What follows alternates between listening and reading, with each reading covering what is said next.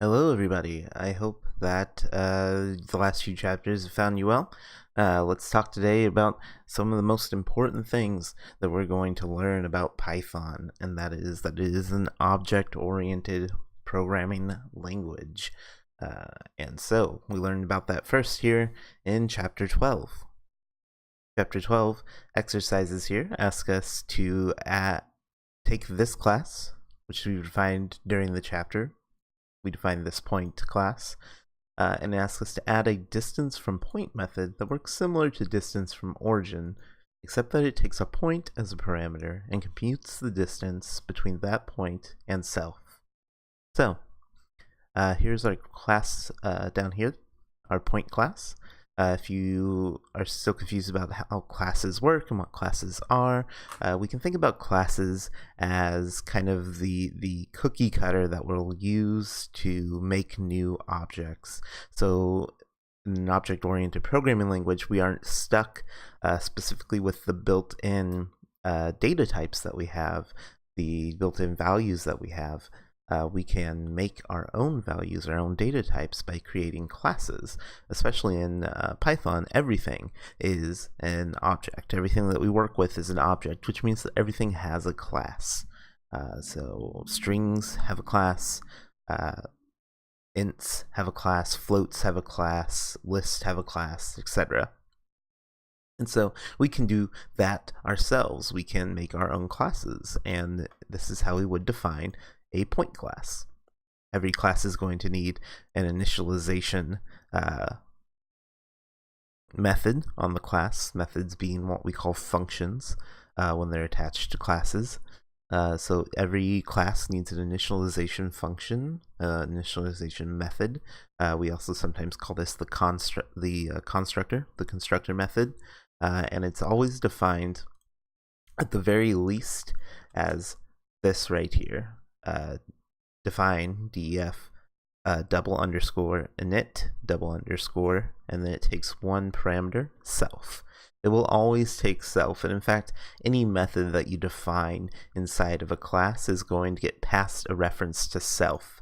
Self being just a way to let the method know what object is calling this method, what object is calling this function. And so we pass in self so that it knows that if I type in self.x, it knows to get the x value for this class, this object that is calling it, specifically the object that's calling it. And it's going to be so powerful for us in the future when we're working with different things, being able to create our own classes. So that's enough about classes. Let's talk about how we would implement this distance from point method. So if we look down here at distance from origin, which is a method that the textbook defines in the examples during the chapter. So if you missed out on that, to go back and check that out in the chapter because it's defined in there, but we'll quickly run through it. So define distance from origin, gets passed a reference to self, and then all it does is return the x value inside of this point squared plus the y value inside of this point squared, and then takes the square root of that. That's what this exponentation by 0.5 is the same as getting the square root of something. It's just another way to writing that. So we need to do something that is very similar. I'm just going to take this, I'm going to pop it down here below distance from origin, but above this right here. So distance from point is going to work similarly, and if you don't know the math to be able to figure this out, what you need to do is go look up a formula for finding the distance between 2 points, and then just implement it here in Python is actually all we need to do here. And so I know for a fact that we can do that by simply getting the x of our the x and y of our point and the x and y of our target, and then just subtracting the two, squaring them, and then taking the square root like we did with origin. So let me show you what I mean. First, I'm going to pass in a extra parameter to this method called target, and it's going to be another point that I want to get the distance to. So because target is going to be another point, I can call target get x to get the x value of target, and subtract it from self and exponent that by 2. I can do the same thing over here for self y. I can do target get y minus self y exponented by 2, and then exponented the entire thing by 0.5. So there we go. I feel like I'm missing a parentheses, but we'll find out, I guess, in a second whether I am or not. So why did I know that I needed to use get x and get y? I think that it's probably fine if we just did target x and target y. In Python, we can access values like that kind of implicitly by just calling them like this. However, when we move on to other programming languages, we're going to want to use built-in methods that help us get actual fields like x and y, and so it's a good habit to start using these get methods now, implementing them and using them now. It's just better practice for the future. So let's see if this works. Let's write up a test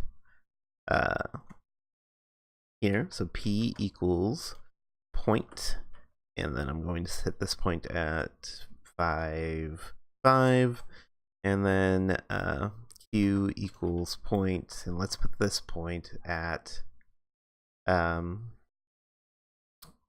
2. That's fine. Alright, and then I want to say, hey p, find the distance from point q. So find the distance from point q, and I'm just going to have it Python print that. I'm going to save my code. I'm going to run it. Alright. Whoops, I replaced these earlier when I was messing around, so they got a little messed up. So let me place those back into place. Save that, run it, and there we go. I'm not sure that this is the right answer off the top of my head. I would have to check with an actual calculator or do the math myself, but we're gonna take it on faith, I guess, that this is actually the correct answer for this. Let's see, what would return a nice easy checkable answer? Let's see, 3, 3, and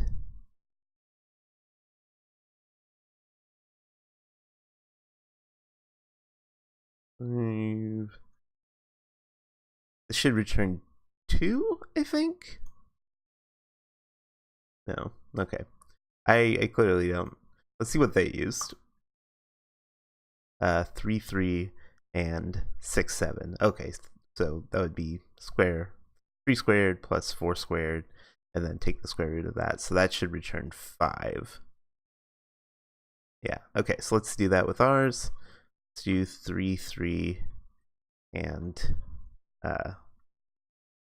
6, 7.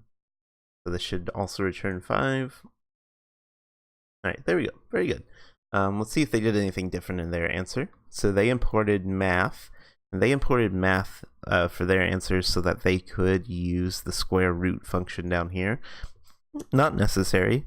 You don't need to import math probably if you're just going to use the square root method and that's all you're using it for. You can just exponent by 0.5 like they did in the chapter. I don't know why they would import math in this case.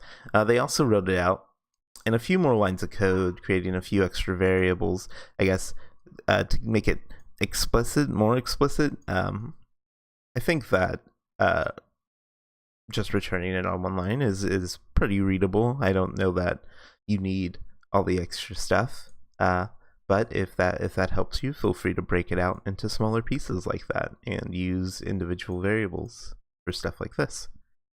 All right. Let's see if we can knock out at least another one of these, if not the rest of them, really quickly. So this is asking us to add a method reflectX to the class point, which returns a new point. One which is the reflection of the point across the x-axis.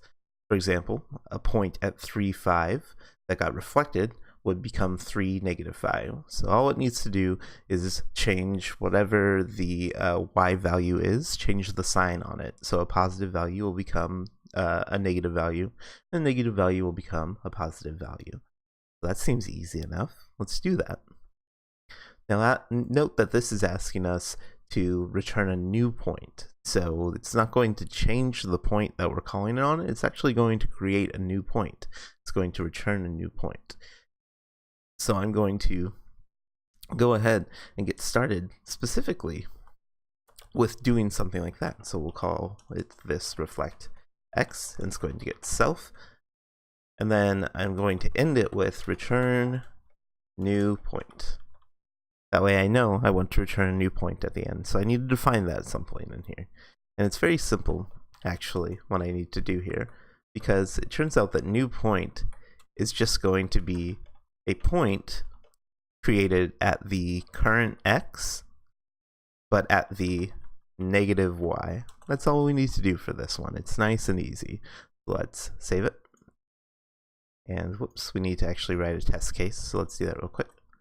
So p equals 0.33, and then q equals p reflected along the x-axis, and then let's print q. So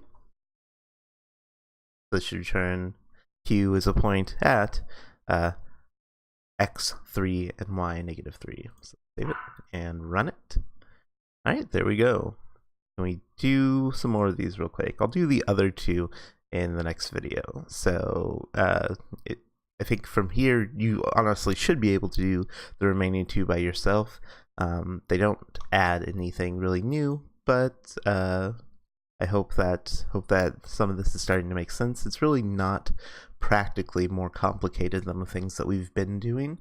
All we're doing is the same stuff that we've been doing all along, writing functions, setting values, but instead of doing it outside or doing it in a list or in a dictionary, we're doing it inside of a container that we've created for ourselves. So try out those other two problems, and then I'll get to them in the next video.